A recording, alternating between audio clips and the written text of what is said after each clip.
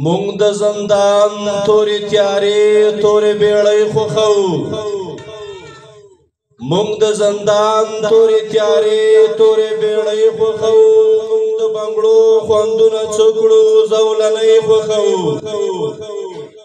مونږ سرشار د پښتنو پیغلو په سر باندې ږدو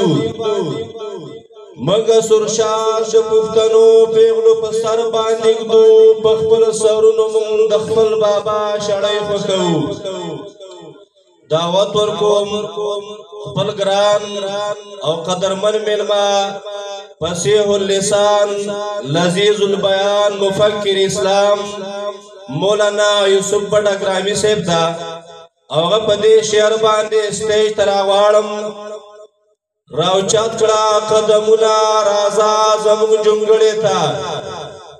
راوچات کړه قدمونه رازا زموږ جونګړې ته مینه او خلوص بدرنه دواړه نظرانه کړم